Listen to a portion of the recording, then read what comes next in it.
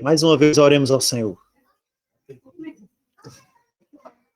Pai que estás nos céus, louvado seja o teu nome, permanece conosco, nos fortalece na tua presença, Senhor, que teu nome seja glorificado para sempre, eternamente, em nome de Jesus. Amém. Quero convidar você, nesse instante, para que nós possamos meditar na palavra. Mateus capítulo 27, versos 55 e 56. E estavam ali, olhando de longe, muitas mulheres que tinham seguido o Senhor Jesus desde a Galiléia para o servir. Entre as quais estavam Maria Madalena e Maria, mãe de Tiago, de José, a mãe dos filhos de Zebedeu. Esse é o texto que nos apresenta algumas das Marias existentes no Novo Testamento. O Novo Testamento parece fazer referência a 8 Marias. 8 Marias. A mãe de Jesus, Mateus 1, verso 18, Mateus 2, Mateus 13, Atos 1, 14. A Maria, mãe de Tiago e de José, Mateus 27, 56, que foi o texto que nós lemos agora. E outros textos mais, como o 13, 55, Atos 1, 14. Também a Maria, mãe de Tiago e José, mãe de Jesus, não é isso? Mãe de Tiago e José. A Maria, chamada Madalena, nós vamos encontrar o texto sobre ela em Lucas 8, 2, e 24, 10, e João 19 também. A Maria de Betânia, irmã de Tiago e Lázaro.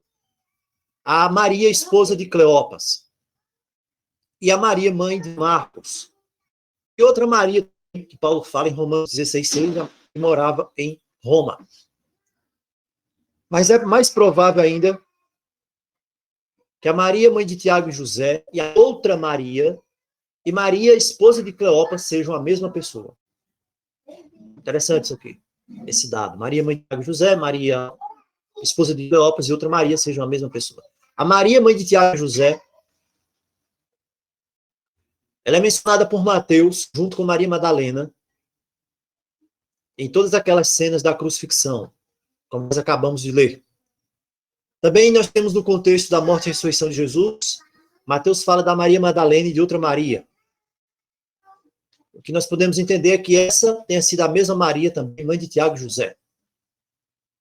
Okay? O texto de Mateus 27 vai falar sobre ela. E Mateus 28, 1. Então, irmãos, quando nós cruzamos aqui as informações de Mateus, de Marcos e de João, sobre as mulheres que estavam junto à cruz, nós vamos concluir, então, que a Maria, esposa de Cleópas, é a mesma pessoa. A mesma Maria. Então, em vez de 8 Marias, nós temos 6, na verdade. 6 Marias estão aqui. Mas tem 2 Marias que são especiais, além da Maria, mãe do Senhor Jesus, nós não vamos falar sobre ela. Nós temos a Maria, irmã de Marta e Lázaro. E nós temos a Maria Madalena. Maria, irmã de Marta e Lázaro, e Maria Madalena. 2 pessoas, 2 relatos diferentes nas escrituras. E a Maria, irmã de Marta e Lázaro, é a mesma Maria de Betânia. A Maria de Betânia. Lá em Lucas 10, 38, fala sobre ela. Essa Maria de Betânia, ela tem uma história um pouco desconhecida. Betânia é um povoado, ficava ali pertinho de Jerusalém, uns 3 quilômetros ali de Jerusalém. A palavra diz que 6 dias antes da Páscoa, Cristo esteve em Betânia, onde foi oferecido um banquete a ele. Marta, como sempre estava servindo, Marta era aquela pessoa que cuidava do que fazer na casa. Marta gostava de fazer o almoço. Marta gostava de deixar tudo pronto na casa. Maria queria ouvir. E Lázaro estava com o Senhor Jesus ali. O texto de João, capítulo 12, verso 3, João 12, verso 3, nos diz que então Maria tomou uma libra de bálsamo. Esse bálsamo é do nardo puro, era muito precioso. E ela ungiu os pés do Senhor Jesus e o enxugou com seus cabelos. E toda a casa se encheu com o perfume. João fala, é apenas o único quem diz, quem ungiu foi Maria, irmã de Marta e Lázaro, que isso aconteceu em Betânia. Os demais evangelhos vão fazer referência a esse evento, só que eles dizem que Cristo foi ungido por uma mulher. João é o único evangelista que diz que essa mulher era Maria, mãe de Marta e Lázaro, de Betânia. Então, alguns pensam, né, que são dois episódios diferentes.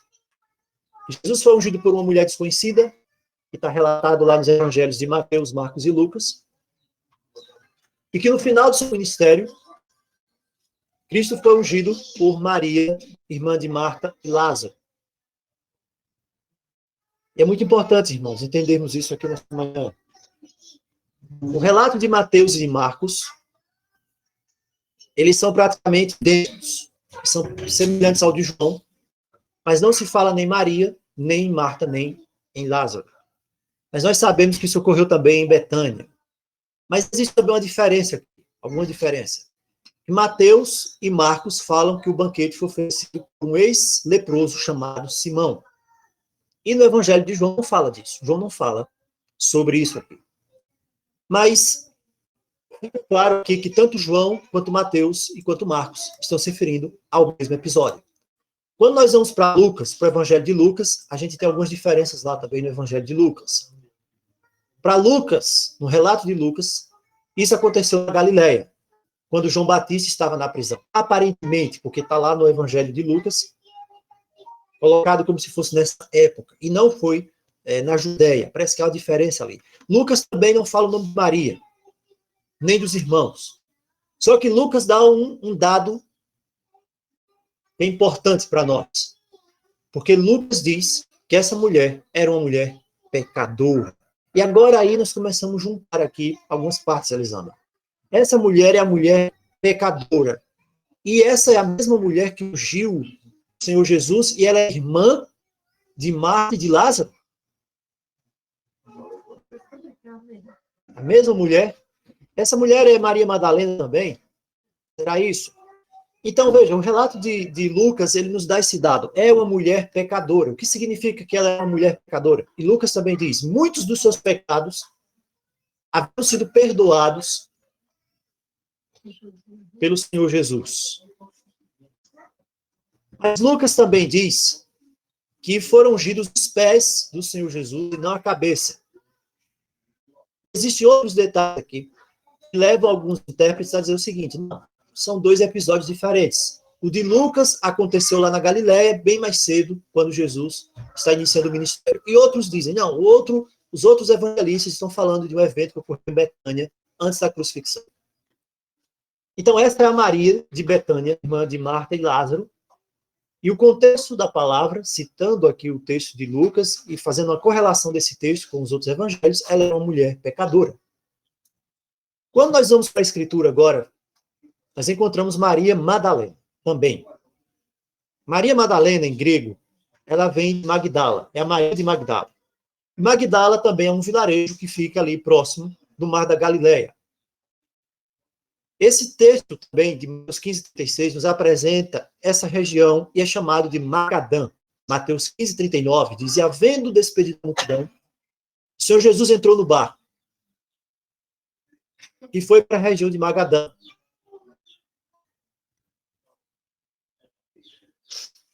E foi para a região de Magadã. Mateus 15:39. Essa região é a região de Maria Madalena. Porque aqui no texto bíblico, se ela é Madalena, ela é de Magdã ou de Magdala. Ela é originária dessa região, porque ou ela nasceu ali, ou ela morou ali. Maria Madalena, ela só é mencionada pelo nome uma vez nos evangelhos, que é em Lucas 8, verso 2, antes da crucifixão. Antes da crucifixão, ela só é relatado o nome de Maria Madalena uma vez nos evangelhos. E o texto de Lucas 8:2 diz,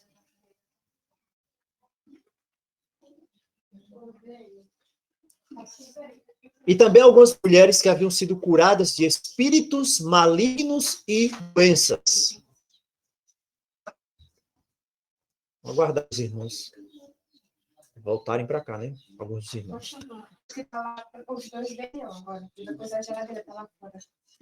Agora? Algumas mulheres que haviam sido curadas de espíritos malignos e doenças. E aqui fala, Maria, chamada Madalena, de quem haviam saído 7 demônios. Depois disso, ela é citada no contexto só da crucifixão. A crucifixão. Então, ela, em companhia de outras mulheres, é a mulher que acompanha Cristo desde a Galileia. E essa Maria Madalena, ela acompanha a morte do Senhor Jesus, Mateus 27, Marcos 15. Ela acompanha o sepultamento também e depois o túmulo vazio.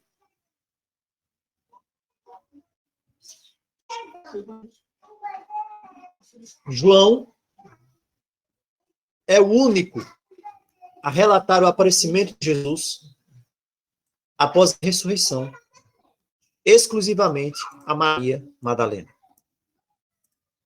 João 20, 11 a 18. A gente tem de orar, meus irmãos, a gente tem de orar, porque o inimigo fazendo de tudo para atrapalhar. Até no momento que a gente está aqui na mensagem, ministrando a mensagem, a gente percebe isso. Texto de João 20, 11 a 18. Maria é aquela que fica à entrada do sepulcro chorando. Ela chora, ela olha para o sepulcro, ela vê 2 anjos. Os anjos falam com ela. No final do relato, no verso 18, João diz que é Maria Madalena que anuncia aos discípulos: eu vi o Senhor. Ela é a primeira que vê o Senhor. Cristo ressuscitado escolhe se apresentar, falar primeiro com a mulher. Ele não escolhe falar primeiro nem com João, nem com Pedro, nem com Tiago, nem com os discípulos, nenhum deles. Ele escolhe primeiro falar com Maria Madalena. Se nós fôssemos aqui fazer reconstituição dos eventos que ocorreram, Maria, ela vai com as mulheres. Ela vai ungir o corpo do Senhor Jesus ali no momento do pôr do sol. Ela se adianta. Ela é tipo um Pedro. Maria Madalena é tipo uma versão de Pedro aprimorada, melhorada. Ela, após a conversão dela, ela não se apresenta mais os deslizes dela, como alguns deslizes de Pedro. Então, ela é uma versão de Pedro feminina. E quando Pedro também e João vão até o sepulcro, para ver que Cristo, né, o sepulcro onde colocaram, os dois correm, Pedro e João. Você vê que João vai na frente, chega primeiro, quem sabe João fosse mais posicionado, mais jovem do que Pedro, mas João para na entrada do sepulcro e não entra, Pedro entra. Maria Madalena, ela é tipo um Pedro de Sais. E a palavra aqui nos dá a entender que ela vai com as mulheres para encontrar o corpo do Senhor Jesus, para ver após o pôr do sol, e ela chega primeiro ali. É o que dá a entender. Ela chega primeiro no sepulcro e a pedra já está revolvida. Então, o que Maria Madalena faz? Ela conta para Pedro, ela volta e conta. E ela é alcançada pelas mulheres. E aí ela volta em companhia de Pedro e João para o sepulcro também. Só que Pedro e João, depois que chegam ali no sepulcro, o túmulo está vazio, eles vão embora. Eles não permanecem lá. Mas Maria permanece lá chorando, depois que todos vão embora. É nesse momento aqui que ela vê os 2 anjos. E é nesse momento aqui que o próprio Cristo aparece para ela. Aqui eu tenho uma lição que serve para nós hoje. Se você quer ter uma experiência com Cristo, você precisa se demorar um pouco mais na presença do Senhor. Você precisa buscar estar um pouco mais na presença do Senhor. A única que permanece, a única que fica é Maria. Os outros vão embora.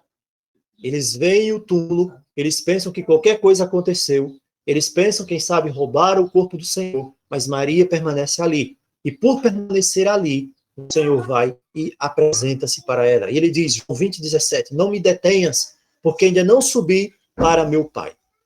Então nós temos aqui um relato, como o relato de Lucas, e nós podemos dizer que o relato de Lucas é o mesmo relato que ocorre 6 dias antes da crucifixão. E agora nós vamos ver um texto agora nessa manhã, que é do banquete na casa de Simão. Esse texto do banquete na casa de Simão, que nos é apresentado aqui, em que está ali Simão, está Marta, está Maria, onde ela comprou aquele nardo que custava ali 300 denários e ela leva até a presença ali do Senhor Jesus. Essa Maria é a mesma Maria também de quem o Senhor Jesus expulsou os 7 demônios. O texto de Lucas diz que ela era uma mulher pecadora. João não fala sobre isso. João não fala.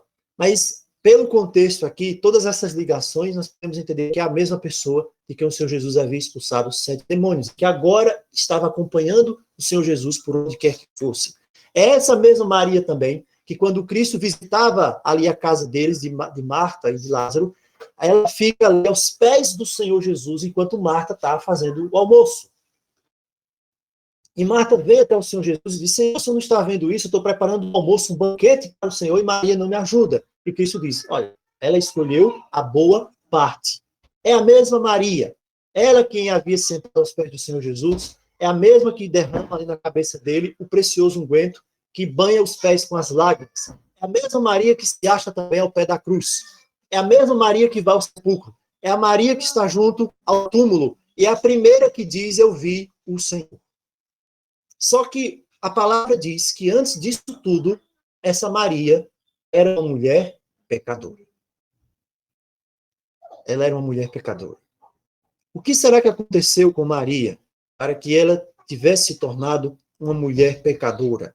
Será que ela foi induzida ao pecado? O que será que aconteceu com ela? Será que ela envergonhou a sua família?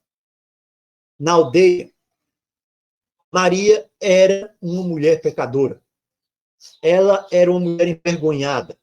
Ela era vista como se tivesse a mesma fama de uma mulher que houvesse se prostituído, embora ela não tivesse se prostituído. E é essa Maria de quem o Senhor Jesus expulsou os 7 demônios. Mas essa mulher, após isso, ela se tornou uma das mais fiéis, uma das que mais amavam o Senhor Jesus. Se nós podemos identificar 2 pessoas que amavam o Senhor Jesus mais do que qualquer outra, nós temos 2 pessoas, um homem e uma mulher. O homem, nós temos João. João fica ao pé da cruz. Maria Madalena também está lá, ao pé da cruz. Agora, por que Maria Madalena? Existem várias suposições aqui com relação a isso. Várias suposições. Talvez nós não vamos falar sobre todas elas, vou falar sobre a principal delas agora. Mas ela estava aos pés da cruz, ela não podia deixar de estar ao lado do Senhor Jesus. Ela sentiu que todo sacrifício era por causa dos seus pecados. Então, se a gente for reconstruir a história de Maria nessa manhã, nós podemos trazer alguns dados hipotéticos aqui, podem se casar com a história dela. De alguma forma, essa Maria, ela foi induzida ao pecado. Ela foi escandalizada na sua vila que ela morava, em Betânia, no seu vilarejo. E no meio dos conhecidos, e ela acaba, de alguma maneira, quem sabe, indo para o norte, de alguma maneira. E ela vai viver, quem sabe, sozinha, nessa região chamada Magadã. Magadã. E aí, como ela é envergonhada, e ela vai para Magadã, ela continua aquela pessoa que está com um senso de culpa muito grande, porque está afundada no pecado e no vício. É nessas circunstâncias que Cristo encontra ela e expulsa os 7 demônios. Outro dado, nós sabemos que eram 7 demônios. Lucas faz menção aos 7 demônios.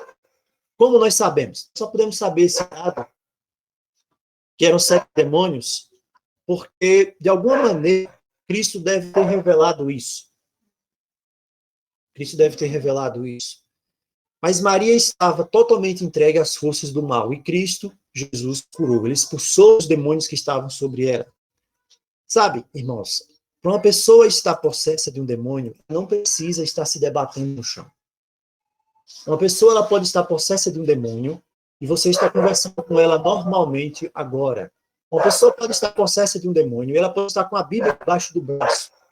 Uma pessoa pode estar possessa de um demônio, ela pode até ler a Bíblia com você, ela pode estar possessa de demônios. Porque os fariseus eram possessos de demônio e eles estavam procurando matar o Senhor Jesus. E Cristo disse: vós tendes por pai o diabo. E eles estavam possessos de demônio. Não é verdade? Então, possessão não é isso que a gente imagina muitas vezes, que a pessoa possessa pelo demônio e começa a se debater no chão. Isso pode acontecer quando o demônio quer humilhar aquela pessoa. Quer rebaixar mais ainda aquela pessoa, destruir aquela pessoa. Como naquele caso daquele filho, daquele homem, aquele menino endemoniado, que o demônio jogava ele no fogo e jogava na água. Mas muitas pessoas hoje, se nós pudéssemos ver a gente tivesse os olhos espirituais abertos, se você tivesse os olhos espirituais abertos, você chegaria em muitas casas e você veria demônios em todos os lados daquela casa, na parede, sentado no sofá, ali sobre aquela pessoa, falando nela, no ouvido dela, como isso já aconteceu algumas vezes. Nós sabemos aqui de uma experiência que nós tivemos uma época em Maceió, a irmã lembra disso? Lembra, irmã? Nós chegamos lá em Maceió, numa casa, nós estávamos ali estudando a palavra de Deus com irmãos, vamos dizer assim. Só que eram irmãos que não compartilhavam da mesma fé que nós. E naquele momento ali, o Senhor revelou, e lá estava lá um irmão com a Bíblia debaixo do braço, abrindo as escrituras, mas estava contrariando a palavra de Deus, e ali estava um demônio ali, sentado ali, em cima dele, ali, perto dele, falando no ouvido dele, tudo aquilo que ele tinha de dizer. Ele estava possesso com o demônio. Então, não é necessário, basicamente, para uma pessoa estar possessa de um demônio, que ela esteja ali babando, caindo no chão, se debatendo, fazendo a cara feia. Não é necessário. E Maria Madalena, ela estava possessa de demônios, e esses demônios é que influenciavam a vida dela para que ela fizesse tudo quanto era errado, jogasse a sua vida na lama do pecado, na ruína. Quando Cristo expulsa os demônios de Maria, ela então decide seguir ao Senhor Jesus. E ela é chamada para uma nova vida. A palavra diz, eis que se alguém está em Cristo, é uma criatura.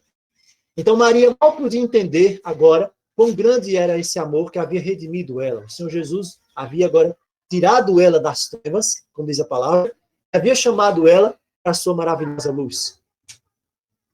A palavra se cumpria. O povo que andava em trevas viu grande luz. A venda havia sido retirada dos olhos de Maria. As trevas haviam se dissipado. E os traumas não voltariam mais. A partir de agora, para essa mulher, nada mais valia a pena se não fosse para seguir a Jesus. A vida dela, que antes estava destruída, sem sentido, agora era dele. Os caminhos dela, tortuosos, cheios de espinho, agora seriam dele e para ele. O próprio respirar dela era dele, para ele.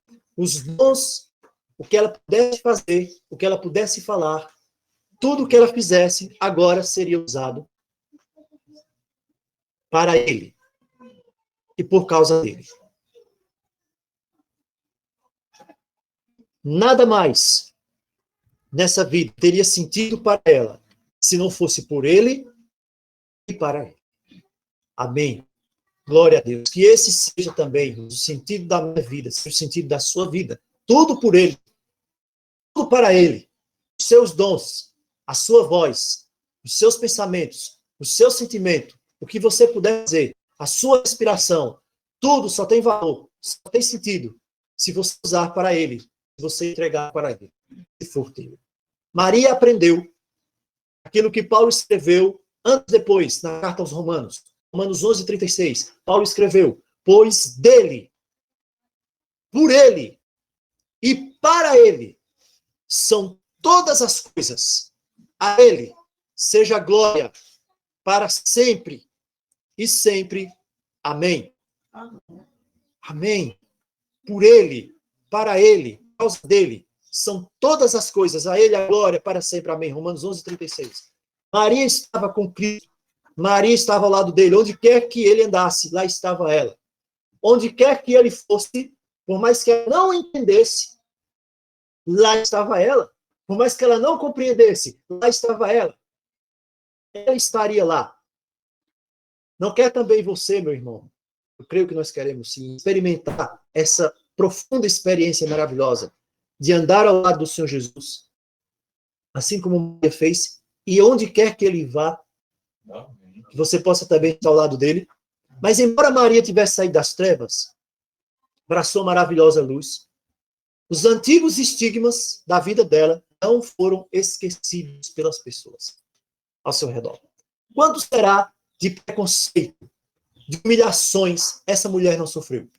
Vamos parar um pouco para pensar. Quantas humilhações Maria não sofreu? Quantas vezes alguém deve ter se aproximado dela apenas para desanimar? Dizer, peraí, agora você quer seguir o homem da Galileia para envergonhar ela e dizer, olha, aquele teu antigo, sei lá, amante, ou aquela pessoa que vivia com você ali, está perguntando aí, por que você não quer mais com ele?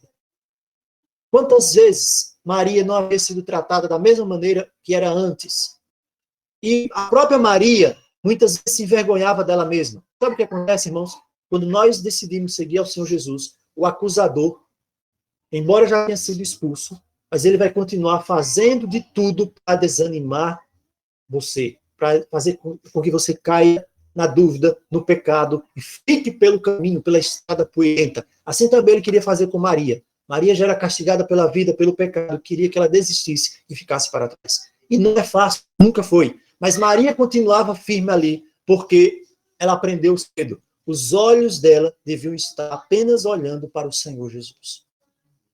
Não importava o que os outros dissessem. Não importava o que os outros falassem dela.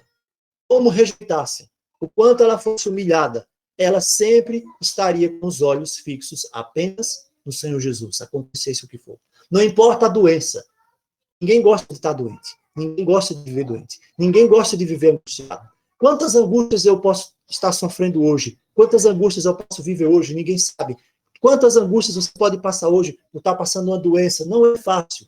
É difícil. Você angustia, quer desanimar. Mas no momento que o desânimo vem, no momento que a dificuldade vem, você diz, não, eu posso perder qualquer coisa, mas eu não posso perder o meu Jesus. Você pode perder coisa, menos a Cristo. Maria, ela havia compreendido aquilo que Paulo escreveu em Hebreus 11, 27, referente a Moisés, quando Moisés sai do Egito. E Paulo diz assim, que Moisés estava vendo o invisível. Nosso desafio hoje, irmãos, é ver o invisível. Ver o invisível é saber que ele está lá, embora você não veja. Ver o invisível é saber que Deus tem um chamado para a nossa vida. E quando Deus tem um chamado para a sua vida, entenda uma coisa. Porque você tem um chamado, as coisas não vão ficar mais fáceis. Elas vão ficar mais difíceis, porque você tem um chamado. Quanto maior é a recompensa, mais dificultoso o caminho vai ser. O que você não pode é tirar os olhos da recompensa e colocar os olhos na dificuldade. É isso que você não pode fazer. Maria via invisível, Hebreus 11, 27. E o próprio Cristo também sabia disso. Será que Cristo não percebia o quanto de coisas estavam ali girando ao seu redor? Quantas pessoas olhavam para ele e diziam, se ele não andasse com tanta prostituta e tanto ex-ladrão, ex-vagabundo, eu andaria com ele. Eram essas pessoas que seguiam a Cristo. Eram essas pessoas. E é por isso que Mateus 21, 28, 32, Cristo disse o seguinte, em verdade vos digo, que publicanos e meretrizes vos precedem no reino de Deus. Cristo não abriria mão daquelas pessoas que haviam ido até ele, para agradar as pessoas, quem quer que fosse. A única coisa que importava para Maria é que Cristo não a rejeitou. Cristo não a rejeitou. Ele não condenava como os demais. Cristo sabia que ele estava abrindo mão de ter muitos seguidores. Hoje as pessoas vivem da mesma forma como no passado. Hoje, as pessoas se contentam com seguidores nas redes sociais. Quanto mais seguidores a pessoa tem, mais as pessoas concordam com o que ela fazem, concordam com o que ela dizem. Muitos chegavam para Cristo e diziam o seguinte, olha, se você mudar um pouquinho o seu método, você vai atrair mais pessoas. Mas Cristo não estava preocupado em atrair mais pessoas. Ele queria atrair aqueles que o viam como a salvação. E muitas dessas pessoas eram publicanos, pecadores, ladrões, pessoas que ninguém queria ter do seu lado, pessoas que ninguém queria fazer o banquete e chamar aquelas pessoas. Então Cristo sabia disso. E Maria entendia isso também. E Maria, quem sabe, se sentia culpada até. Porque ele não abria mão. Quem sabe se Cristo fosse um líder religioso como hoje, tem líderes aí que as pessoas querem falar com eles, não posso falar. Tem um vídeo assim, se tornou no hotel, é uma coisa engraçada. Um pastor numa determinada religião, eu quero falar com os senhores. Não vem não, que Deus está falando comigo agora. Por quê? Porque ele não quer contato com as pessoas. Ele não quer. Ele quer o dízimo delas. Infelizmente. É isso que ele quer. E as pessoas, deixa eu falar com você, deixa eu ir aí. Não, estou recebendo a instrução de Deus agora. Até já mandei um vídeo desses aí para alguns irmãos. Ele está recebendo instrução nenhuma. Ele só não quer ter contato com ninguém. Então, quantas vezes Maria percebia isso? Que os rabinos, os líderes da época, se aproximavam de Cristo para condenar aquelas pessoas que estavam com ele. E dizer, olha, se fosse o Messias, o próprio Simão faz isso. Na verdade, se esse fosse profeta, ele sabia que essa era uma pecadora. Então, os rabinos estavam dispostos a isso. Se ele é o Messias, ele não pode permitir que pessoas andem com ele. A essas acusações, Cristo respondeu, Mateus 11:19. Veio o Filho do Homem, comendo e bebendo. Mateus 11:19. E vocês dizem, eis aí um comilão e bebão, amigo dos publicanos e pecadores. Então, Cristo estava dizendo aquilo que eles falavam dele. Quantas vezes Maria se sentiu triste ao perceber que ela mesma não tinha valor aos olhos das pessoas, mas aos olhos do Senhor ela era importante, porque ele não desistia dela. E quando Maria, quem sabe, e tantos outros ficavam pensando o que Jesus vai fazer quando ouvir essas palavras, Cristo então disse em João 6,37. Em João 6,37, São Jesus disse assim, todo que o Pai me dá, esse virá a mim. E o que vem a mim, de maneira nenhuma, o lançarei fora. Amém. Essa é a certeza, meus irmãos, da nossa salvação. Eu acredito que quando Cristo disse essas palavras, enquanto ele dizia essas palavras, todo aquele que o Pai me dá estava olhando para aquelas pessoas ali. Ele olhava para Maria Madalena.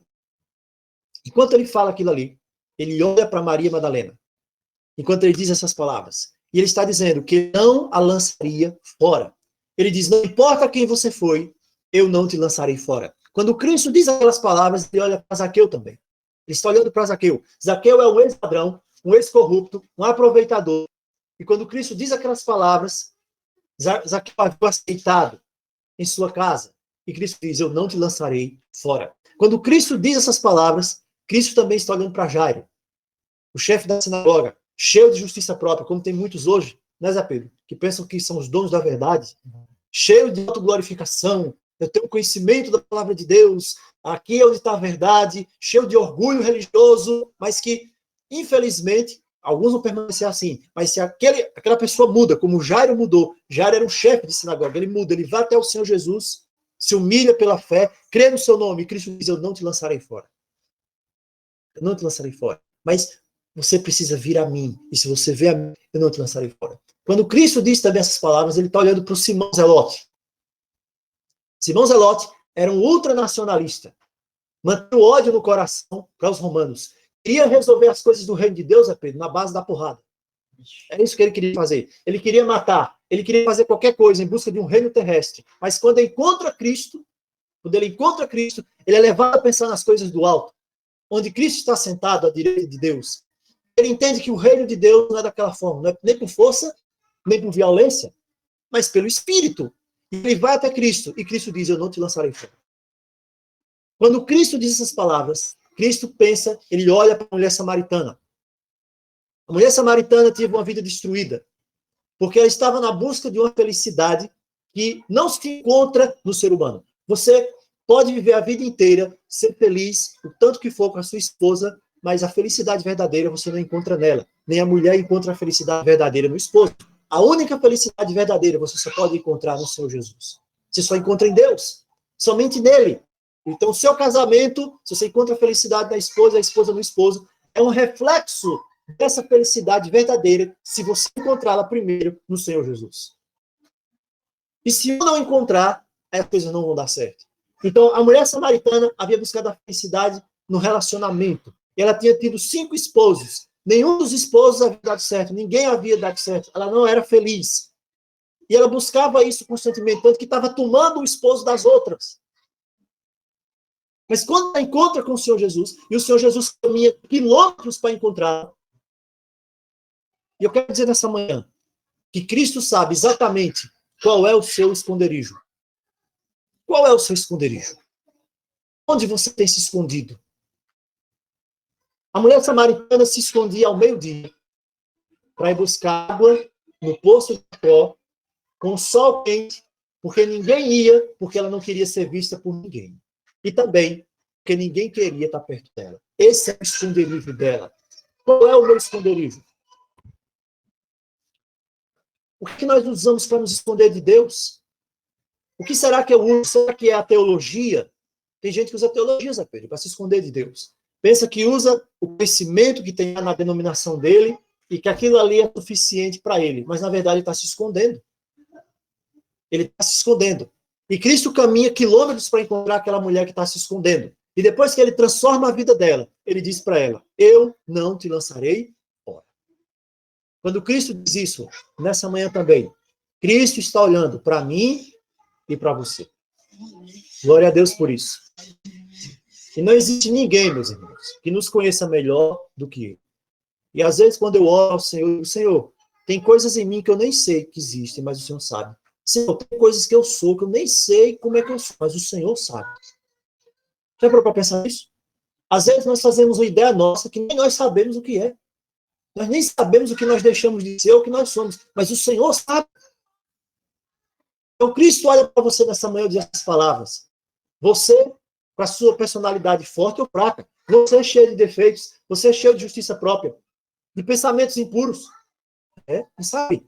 De traumas, de sofrimento, que chora de noite, que pensa que, quem sabe, ele não está lhe vendo, que o seu esposo, a esposa não vê, que você está em depressão, que Deus não liga mais para você. Cristo está dando para você. Eu tenho entendido uma coisa, irmãos, nos últimos dias. Eu tenho percebido uma coisa, tenho entendido uma coisa nos últimos dias. E é por isso que nós temos procurado mudar aqui no canal e nos cultos o centro da pregação.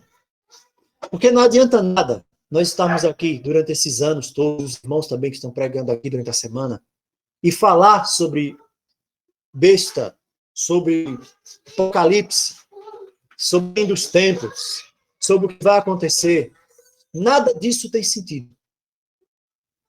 Nada disso tem sentido se nós não estivermos centrados na pessoa maravilhosa do Senhor Jesus. É por isso que a nossa mensagem agora, todo mundo aqui já conhece o que tinha de conhecer. Salvo se alguém que está chegando agora mais cedo aqui no canal, acompanhando, tudo bem, as mensagens estão gravadas. Mas a partir de agora, assim como está escrito na palavra, e já uns dias desse para cá, nós nos propomos a não saber mais nada,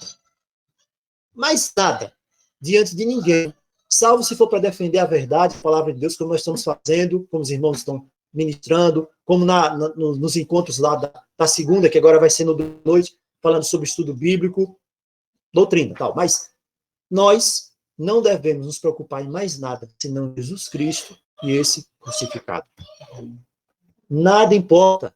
A partir de agora, esse é o tema central, porque eu posso saber de toda a doutrina, eu posso saber de tudo, eu posso ter tudo na minha mente, teologia que for. Se eu não tiver um verdadeiro relacionamento com Jesus, eu vou ficar para trás. Eu vou ficar para trás. Eu vou cair pelo caminho.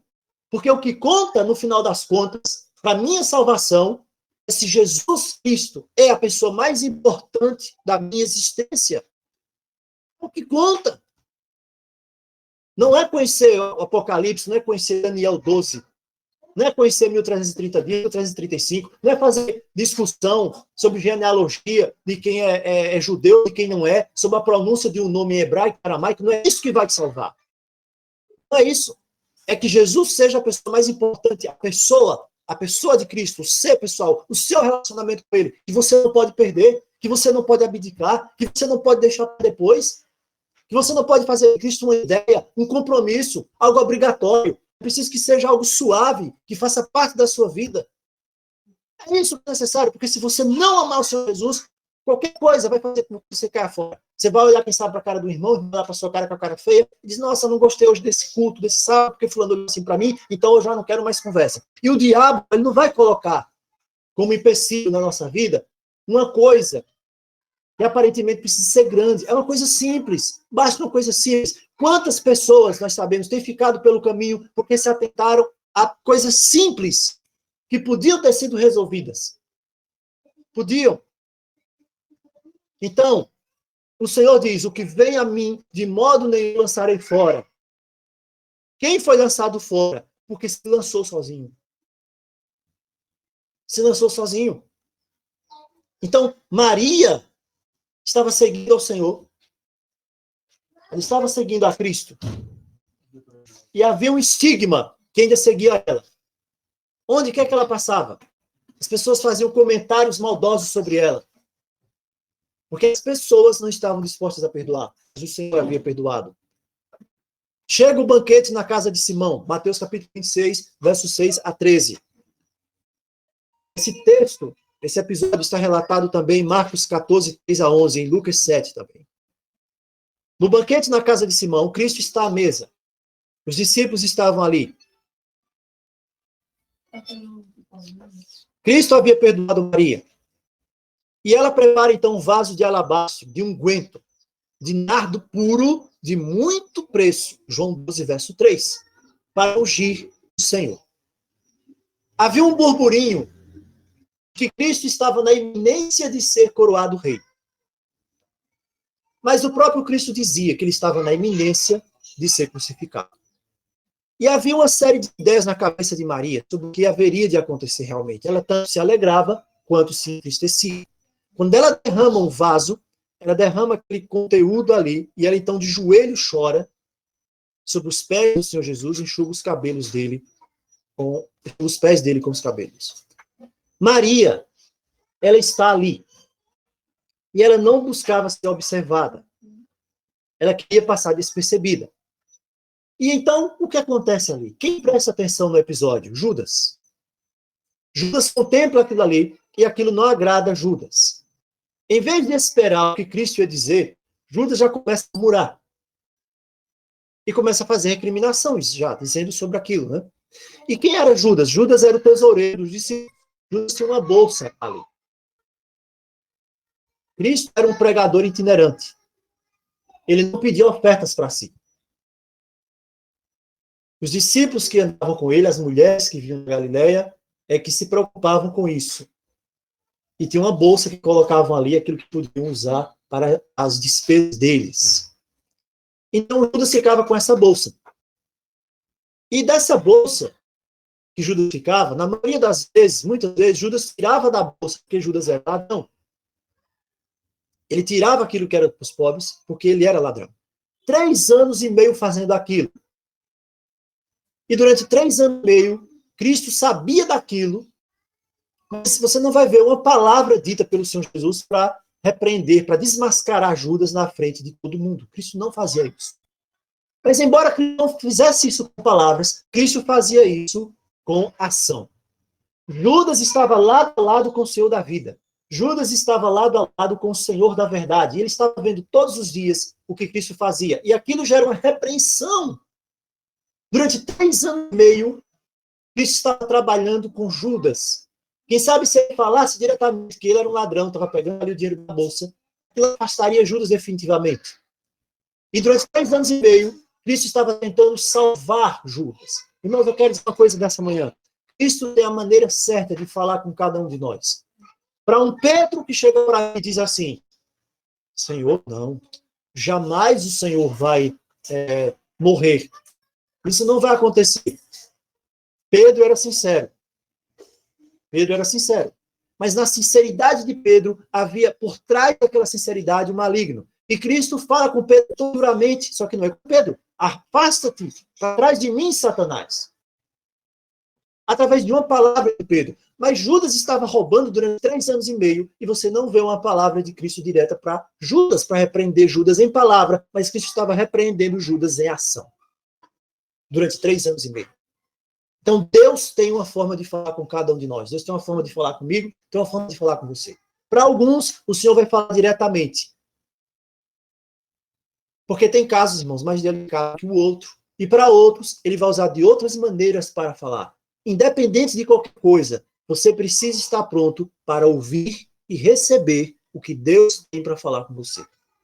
Amém? Amém. Você precisa entender, aceitar o que Deus tem para falar com você. E Judas vai dizer, por que esse sacrifício? Por que esse desperdício? João 12, 5 e 6. Por que não se vendeu isso? 300 denários. 300 denários. Judas não estava preocupado com os pobres. Eu quero dizer uma coisa para você nessa manhã. Quantas vezes, irmãos, nós somos como Judas?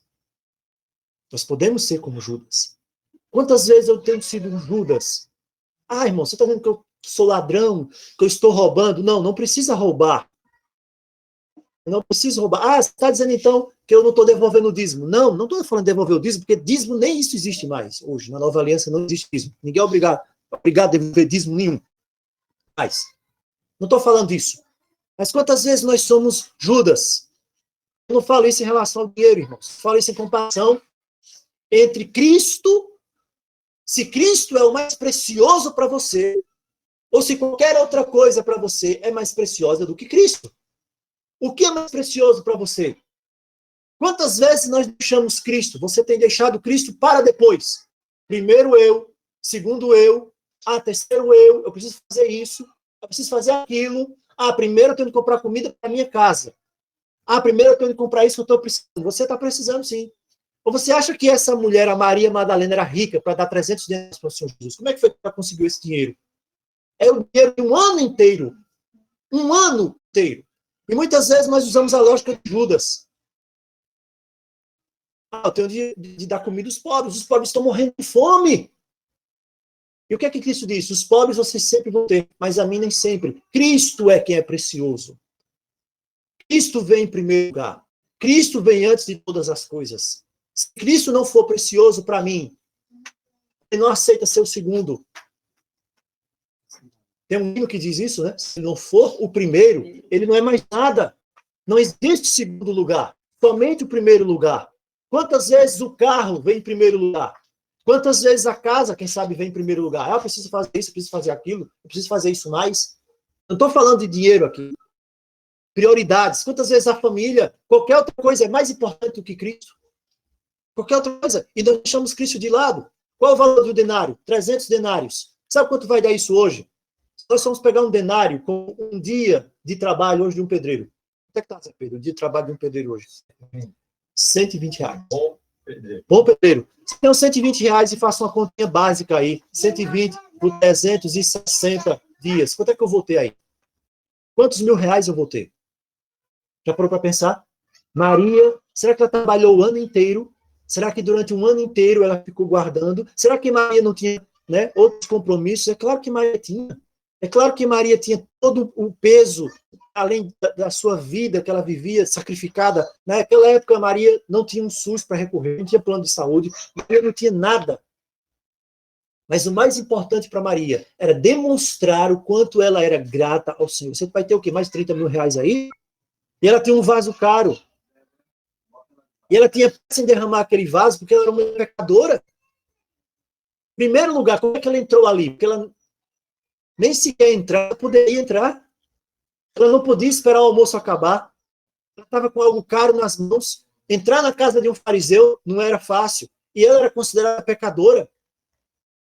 Ela tinha um desafio muito grande. Ela podia ser barrada na porta. Não iam deixar ela entrar. É uma pessoa que ninguém queria que ele estivesse ali. Ela não podia falar com ninguém. E sabe, naquela manhã ela pegou o vaso. Sabe a fragrância? Era isso aqui, ó. Nessa fragrância. E ela sai. Quem sabe ela encontra alguém e diz, para onde você vai? Ela diz, eu estou indo para casa de Simão. Ele diz, você? Simão é fariseu? Você é uma pecadora. Você não vai entrar lá. Evite de ser humilhada. E ela disse, eu preciso entrar. Porque eu sei que Jesus está lá dentro. Eu quero chamar a atenção, irmãos, para isso. Você já viu esse tipo de situação acontecendo? Você imagina a importância dessa atitude de Maria hoje na minha vida, na sua vida? Você já passou por algo semelhante na sua vida? Veja uma lista de contras aqui. Vamos fazer uma lista de contras e de prós para Maria entrar ali na casa de Simão. Lista de contras e lista de prós. O único pró para Maria é porque Jesus estava ali. A lista de contras. Eu sei que tem gente lá que não gosta de mim, mas Jesus está lá. Eu sei que lá eu não vou ser bem recebida, mas Jesus está lá. Eu sei que lá eu posso ser humilhada, serei humilhada, porque sou visto como pecador, como nada, mas Jesus está lá. Eu sei que não haverá lugar para mim na mesa, mas Jesus está lá.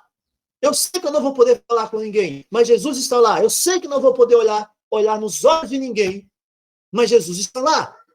Eu sei que eu vou ficar no chão, como debaixo da mesa, ali, abaixo de todos, mas Jesus está lá. Em resumo, ela quis estar ali, porque Jesus estava ali. E se Jesus está ali, é o lugar que você deve estar. Será que nós conseguimos fazer o mesmo hoje? Como é que eu vou me comportar na presença do Senhor Jesus? Ele está aqui hoje, invisível. Alguém duvida disso? Eu não duvido. Ele está aqui, a sua presença está aqui. Os seus olhos de infinita pureza, de infinita santidade, estão observando a cada um de nós como nós nos comportamos na sua presença. Onde está a sua preocupação? Em com que você está preocupado? Hoje muitas pessoas fazem questão de ter um lugar à mesa, ter uma posição. Muitos pastores, os missionários, muitos fazem questão de ser bem recebidos, ter preferência, melhor lugar. Cristo olhava para isso. Será que hoje nós estamos entre eles? Será que você se incomodaria de se sentar no chão? Desde que seja aos pés de Jesus? Será que você se incomoda de ser humilhado? Desde que seja para estar com Jesus? Será que você se incomoda pelo fato de não ser bem recebido hoje por ninguém? Ou não ser bem recebido por ninguém amanhã? Ou de ninguém querer mais a sua presença? Desde que você possa ficar ao lado do Senhor Jesus? Saiba, toda vez que você clama, que você ora, que você decide seguir o Cordeiro, onde quer que vá, por mais que pareça ilógico, que o diabo vai tentar fazer para você, parecer que as coisas que o Senhor diz, elas são ilógicas. Mas, irmãos, é tática velha do diabo. A gente já devia estar acostumado com isso. Tática antiga. Tática antiga. O que importa é você estar aos pés do Senhor Jesus. Onde você passar, onde você for, você precisa estar com o Senhor Jesus. Então não se incomode de ser maltratado, xingado, desde que o Senhor Jesus esteja com você. Você pode perder qualquer coisa, mas você não pode perder a sua presença. Quando você acorda de manhã todos os dias, qual é a primeira coisa que você busca? Que seja buscar a presença do Senhor. Porque de doutrinas, nós já estamos cheios. Sabiam disso? Doutrinas, nós já estamos cheios. Cheios, já tem doutrina demais. Já sabe coisa demais. E não é o conhecimento que vai levar ninguém para o céu. O que eu estou dizendo aqui, eu também estou falando que você não precisa fazer de qualquer jeito, desobedecer, achar que não, mas doutrina não vai salvar. Quem salva é Cristo, a pessoa de Cristo. É Ele quem salva. Então, pense nisso. Aquela mulher tinha um vaso caro. E ela, como mulher pecadora, não podia comprar aquele vaso. Que vaso era aquele? Quem sabe ela passou o ano trabalhando? Quem sabe era uma herança de família? Podia ser. Podia ser uma herança de família. Mas, ao menos que todos morressem, ela não podia ficar com vaso também. A melhor hipótese aqui na situação de Maria é quem sabe aquele vaso era um dote. Um dote que os pais deram para o casamento dela. Porém, alguma coisa aconteceu. Essa mulher era pecadora e ela não casou. Ela não casou. E o dote permaneceu ali com ela. O que ela iria fazer? Já que eu estou restaurada, eu vou guardar o dote para quando eu casar. Era o de mais precioso que ela tinha. E o vaso era o dote. E ela podia usar o dote se ela quisesse casar. Mas Maria entende que o futuro dela, que ela precisava demonstrar o único gesto de carinho para o Senhor. E então ela vai e compromete tudo que ela tem, a vida inteira. Porque ela decide seguir ao Senhor. E ela entrega tudo nas mãos do Senhor. E agora, nós vemos o Simão. Simão era o homem que pensou que estava agradando ao Senhor Jesus. Só que não estava. Quando ele vai para a casa de Simão, Simão pensa, você viu agora com quem Jesus está andando? Como fica a reputação? E Simão disse, se esse homem ele fosse o profeta, ele saberia quem está tocando. E ele recebe. Maria está ali. Maria, os fariseus ajudavam os pobres, mas não havia nenhum tipo de consideração para com aquela mulher. Irmãos, o mais importante que deve ficar na nossa mente, não vamos entrar sobre a história de Simão, sobre o perdão, tem a parábola do credor também, que Cristo fala, mas o mais importante aqui, quando Cristo dá a lição para Simão, a parábola do credor, é o seguinte, nós lemos na Escritura, que ele fala aqui da parábola dos 3 personagens. E o interessante é que esses 3 personagens simbolizam exatamente ali Cristo, a mulher e Simão. Os 3 personagens ali da parábola. Os 3 homens ali. E o primeiro é maior que os outros 2 que estão devolvendo o dinheiro. Né? Você tem o credor, que tem toda essa riqueza aqui. E ele é maior em compaixão porque ele perdoa também. Então a dívida que eles tinham já não existia mais.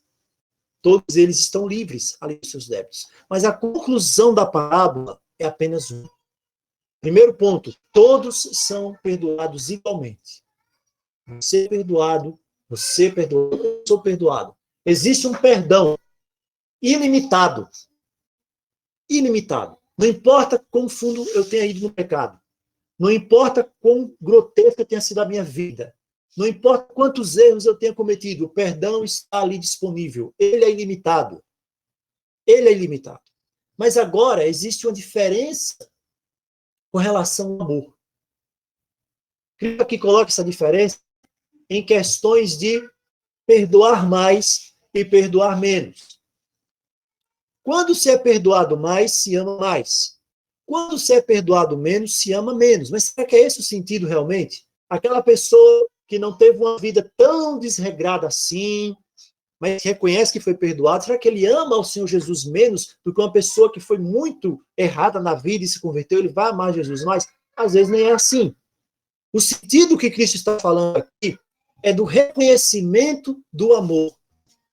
O reconhecimento do amor é o que importa, para que faça você amar mais. Quando você reconhece o quanto custou o seu perdão,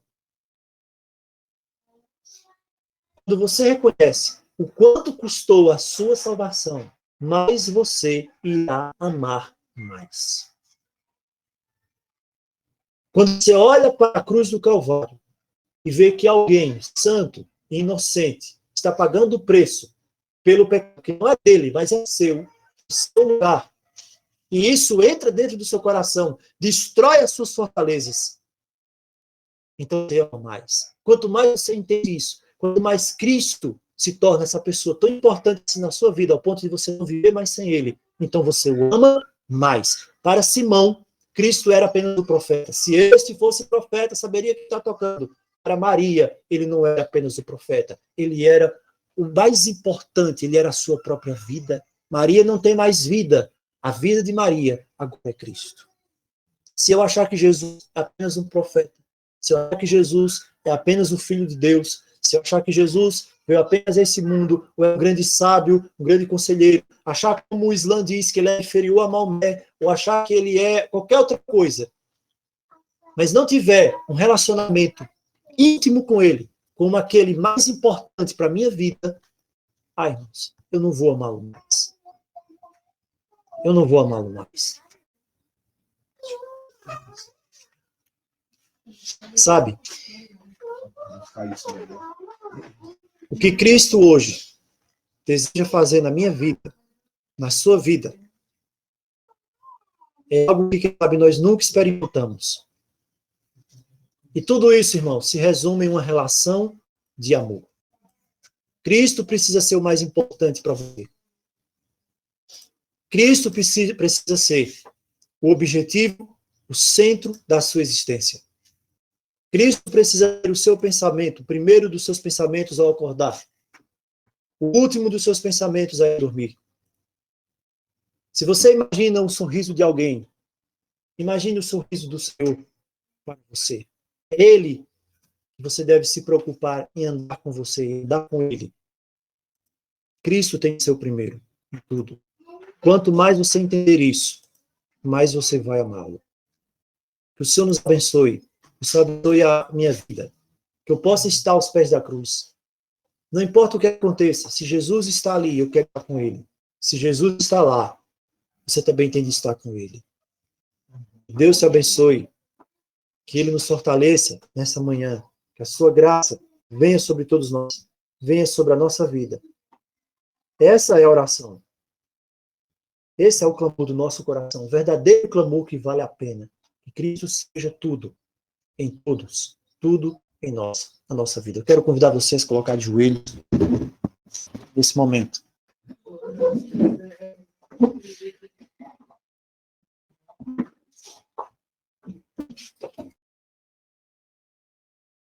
Nós vamos orar ao Senhor. E nesse momento, na presença dEle, nós não temos outras palavras a não dizer: Senhor, Tu és o mais importante nas nossas vidas. Nós queremos, Pai, fazer uma declaração de amor a Ti nessa manhã. Nós queremos te pedir que tome o nosso coração. Esse coração cheio de defeitos. Esse coração, quem sabe, cheio de mágoas.